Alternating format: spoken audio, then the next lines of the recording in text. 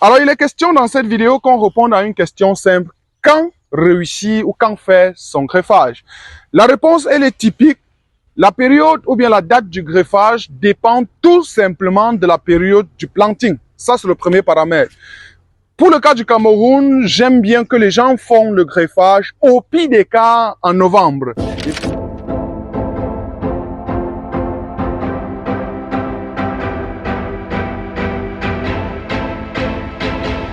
Salutations cordiales les amis, aujourd'hui on va parler au sens large du greffage des avocatiers greffés.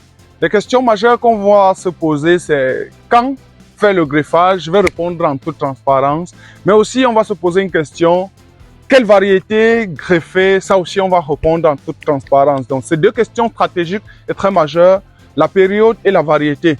Donc regardez cette vidéo dans l'objectif de pouvoir déterminer en fonction de votre pays, en fonction de votre zone, quelles sont les stratégies à mettre en place pour réussir son greffage. Salut à toi et bienvenue sur la chaîne, je suis Kana Ivari. Sur cette chaîne, je te parle d'agriculture, d'élevage, tout ce qui est technologie agricole.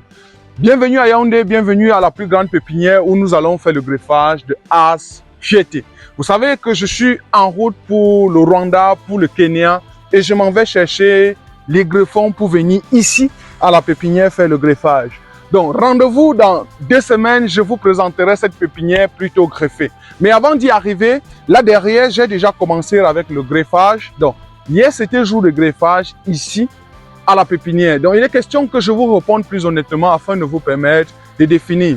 On va essayer de s'avancer pour que je vous montre également autre chose. Par contre, ici derrière, c'est la pépinière des agrumes, 4 préparatoires pour les oranges, Pineapple. Vous savez que je suis également en route pour le Burkina Faso. Effectivement, en décembre, maximum janvier, je m'en vais aller chercher assez de greffons. À rappeler que ici, j'ai mis les graines de Citrus volcameriana. Ces graines-là se développent assez rapidement, ça, c'est sûr que vous savez. Et donc, en janvier, forcément, ce sera prêt pour le greffage des oranges Pineapple. Une vidéo est réservée pour les oranges Pineapple. Vous donnez les différents avantages, les différents inconvénients. Pourquoi tout le monde se convertit aujourd'hui en orange Pineapple. Donc, il n'y a pas assez de pieds, ce n'est que les rangs de 1000. Donc, ici, on a prévu 4000 pour le moment. Et si vous êtes intéressé aux oranges Pineapple, on peut en commander assez. Et je profite également pour vous rappeler que peu importe votre pays, si vous avez des porte-greffes prêtes à greffer, je peux vous expédier et vous allez pouvoir faire le greffage. Alors, il est question dans cette vidéo qu'on réponde à une question simple. Quand réussir ou quand faire son greffage? La réponse, elle est typique. La période ou bien la date du greffage dépend tout simplement de la période du planting. Ça, c'est le premier paramètre. Pour le cas du Cameroun, j'aime bien que les gens font le greffage au pire des cas en novembre. Et vous comprenez donc pourquoi mon voyage au Kenya et au Rwanda a été programmé en novembre. Parce que c'est le temps pour chercher les greffons. Je fais cette vidéo lorsque nous sommes début de novembre. J'ai fait le greffage hier. Je m'en vais effectivement au Rwanda et au Mali très bientôt. Question de chercher les greffons pour la suite. Alors, pourquoi greffer en novembre? Première raison, c'est que c'est la période où il pleut encore. Vous pouvez faire un greffage et n'est pas forcément trop arrosé.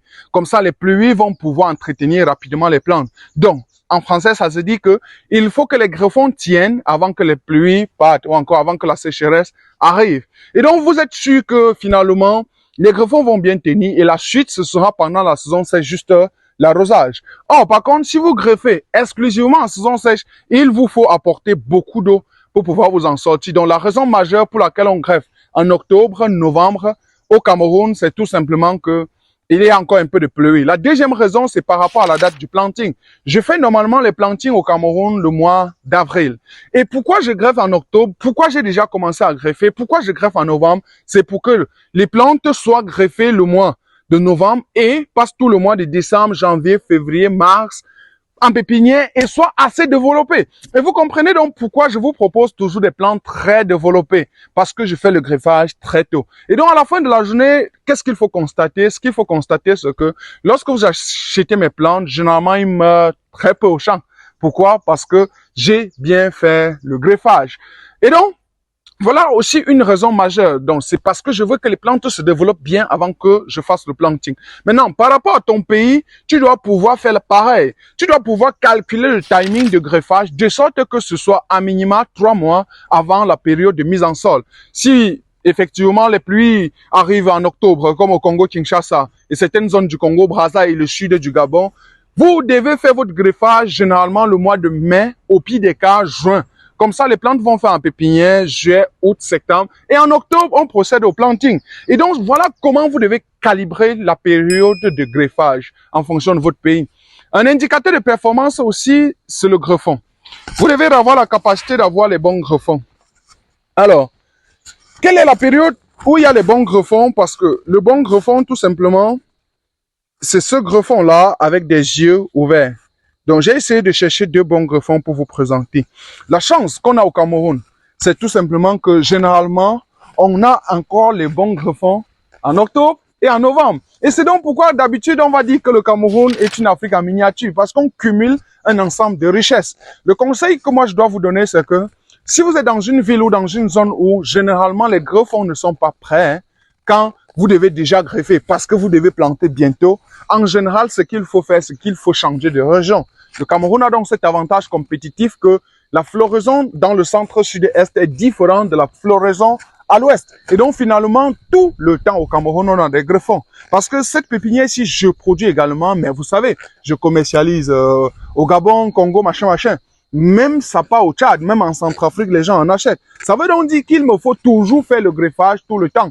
Et comment je réussis à le faire? C'est parce que le Cameroun étant diversifié, je cherche des greffons dans presque tout l'étendue du territoire national. Donc, à vous de faire gaffe, à vous de bien choisir la période de greffage pour pouvoir avoir des bons greffons, d'abord chez vous, mais aussi pour respecter le bon calendrier de planting. La deuxième partie de cette vidéo concerne exclusivement les variétés que vous devez greffer. Alors, je vais procéder par 4 types de variétés qui m'intéressent. Je vais vous présenter le greffage qui a été déjà fait. Ça pourrait vous donner une idée de comment vous allez faire votre greffage. C'est vrai que je pourrais faire une vidéo sur ce qu'on appelle ici le greffage. Donc, voilà, phase décollage. Alors, l'une des choses à comprendre par rapport aux variétés à greffer, c'est que si vous voulez faire de l'huile, vous avez 2 variétés à faire. On a la variété As et la variété feuilletée. Pourquoi? Parce que le taux d'huile est très élevé. On a jusqu'à 25% dans ces 2 variétés. La chance pour vous, c'est que désormais, on a au Cameroun la variété As et feuilletée parce que j'ai pris mon courage d'aller importer. Et donc, si vous voulez effectivement faire ces 2 variétés, parce que vous voulez transformer, voilà, il vous faut As et feuilletée. Deuxième point, si vous voulez exporter vos avocats, il vous faut encore faire As et feuilletée. Donc, vous comprenez que ces 2 variétés magiques, transformables, exportables. Pourquoi c'est As et feuilletée qu'on exporte? Parce que son poids moyen est très bon. On a 250 grammes en moyenne. Deuxième raison, le taux d'huile est très bon.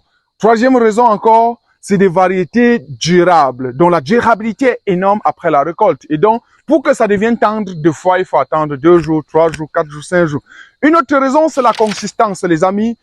Comprenez que cette variété a ou bien est granulée, donc il y a des petits boutons sur la peau. Ça fait que si ça tombe, forcément, il n'y aura pas un grand choc. Donc, c'est pour ça qu'on parle d'avocats à se transporter par avion, par bateau, et on n'a jamais de soucis. Pour le Rwanda, que je connais bien, aujourd'hui, ils réussissent en 22 jours de transporter l'avocat du champ pour l'Europe où on commercialise. Donc, voilà le deuxième point, deuxième raison. Choisissez la variété As et feuilletée si on veut exporter. Et rassurez-vous, le marché est très ouvert, que ce soit la Chine, Dubaï et tous ces pays-là, les gars consomment. Et l'avocat beaucoup présent sur le marché européen aujourd'hui vient du Pérou. Or, le Pérou, c'est un pays presque désertique. On comprend donc que nous, ici, on peut encore faire gaffe. Troisième chose, si vous voulez produire vos avocats et consommer au Cameroun, ou bien consommer sur le marché local, je vous recommande en haute altitude la variété Anahem, en basse altitude la variété Ixon. Alors, on peut faire 2, c'est-à-dire on peut doubler. Donc, je vous recommande en haute altitude la variété Anahem et la variété Taylor. Mais en basse altitude, je vous recommande la variété Ixon, Bot 7 et Bot 8. Donc voilà, 5 variétés de manière majeure si vous voulez vendre au Cameroun, Gabon, Congo, machin. Donc, tous ces pays-là, ils peuvent vous solliciter et vous allez finalement vous en sortir. Mais il y a d'autres variétés qui existent et que des fois, on ne sait pas. Si vous voulez produire des très gros avocats, il y a une variété qu'on appelle Pollock, que les gens en parlent très moins, qui va vous donner des fruits jusqu'à 1,5 kg, les amis. Donc, vous devez chercher les greffons et pouvoir les positionner pendant le greffage et vous êtes convaincu de pouvoir vous en sortir. Donc, cette variété-là s'appelle Pollock. Mais si vous voulez également produire une variété d'avocats qui est en contre-saison, attention, il faut que j'explique bien. Le problème du Cameroun avec les avocats, c'est que on a des avocats qui produisent en saison, qu'on appelle les avocats sauvages. On a des avocats greffés qui produisent en contre-saison. C'est des améliorés. Mais il y a encore d'autres variétés qui produisent en contre-saison des deux. C'est-à-dire qu'ils produisent quand les avocats sauvages ne sont pas présents, mais aussi quand les avocats greffés ne sont pas présents. Et on a un exemple comme la variété tonnage. J'ai fait une vidéo là-dessus, c'est une variété tardive. C'est-à-dire que c'est quand tous les avocats du pays finissent sur le marché que tonnage arrive. Et vous allez devoir voir que les gars qui en possèdent cette variété-là, ils vont te dire qu'ils vendent le sac à 40 000, 45 000, 50 000. Oh, nous, dans Ixon, Bot 7, Anaheim, patati patata, on est dans 30 000 en moyenne. Et voilà le prix moyen quotidien. Bien.